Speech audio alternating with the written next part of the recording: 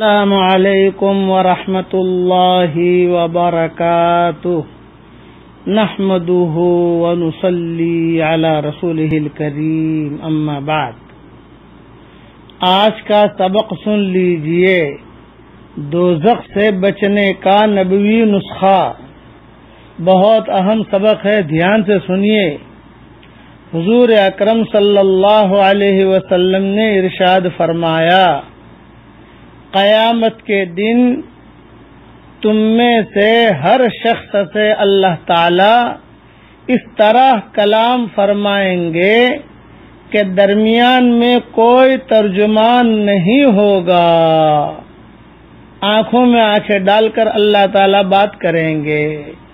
اس وقت بندہ بے بسی سے ادھر ادھر دیکھے گا۔ جب اپنی داہنی جانب دیکھے گا تو اپنے اعمال کے سوا کچھ نظر نہ آئے گا، بائیں جانب دیکھے گا تو اپنے اعمال کے سوا اسے کچھ نظر نہ آئے گا، اور جب اپنے سامنے دیکھے گا تو آنکھ کے علاوہ کچھ نظر نہ آئے گا۔ لہذا دوزخ کی آگ سے بچو، اگرچہ خشک کھجور کے ٹکڑے کو صدقہ کرنے کے ذریعے ہی سے ہو۔ ایک کھجور کا ٹکڑا سوکھا ہو وہ بھی صدقہ کر دو اگر آپ کے اندر طاقت ہے تو۔ یہ حدیث بخاری شریف میں ہے۔ حضور صلی اللہ علیہ وسلم نے فرمایا، آگ سے بچو، کچھ نہ کچھ خیر خیرات کرتے رہو۔ یہ ایک مرتبہ حدیث پھر سے سن لیجئے اور یاد کر لیجئے۔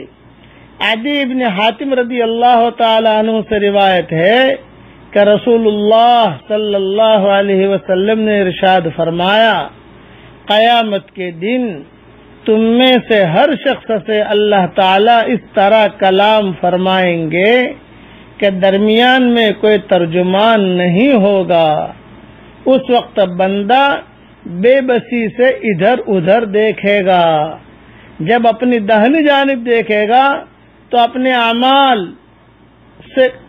اعمال کے سوا اسے کچھ نظر نہ آئے گا، اور جب بائیں جانب دیکھے گا تو اپنے اعمال کے سوا اسے کچھ نظر نہ آئے گا، اور جب اپنے سامنے دیکھے گا تو آنکھ کے علاوہ کچھ نظر نہ آئے گا۔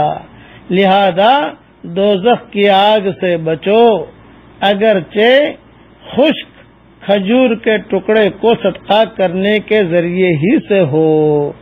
میرا یہ حدیث بخاری شریف میں ہے۔ میرا یہ سبق ملتے ہی کم سے کم 2 روپیہ تو صدقہ کر ہی دینا۔ کھجور کا ٹکڑا صدقہ کرنا ضروری نہیں ہے، یہ تو حضور صلی اللہ علیہ وسلم نے ادنا سے ادنا مثال بیان کی۔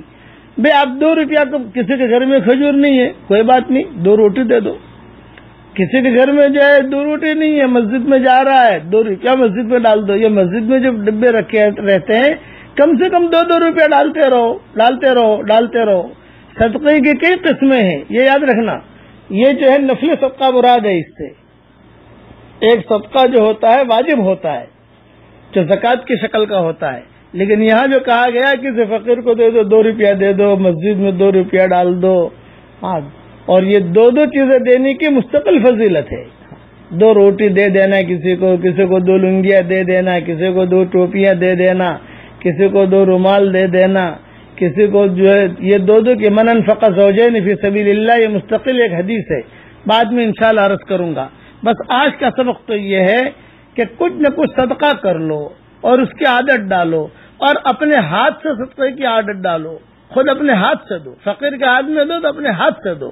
حدیث شریف میں آتا ہے، اپنے ہاتھ سے اگر کوئی آدمی فقیر کے ہاتھ میں دے گا تو اللہ تعالیٰ بری موت سے اس کی حفاظت کرے گا۔ یہ یاد رکھنا، اپنے ہاتھ سے دینے کی کوشش کرو۔ اللہ تعالیٰ ہم سب کو خیر خیرات و صدقات کرنے کی توفیق عطا فرمائے۔ والسلام علیکم ورحمۃ اللہ وبرکاتہ، وآخر دعوانا ان الحمد للہ رب العالمین۔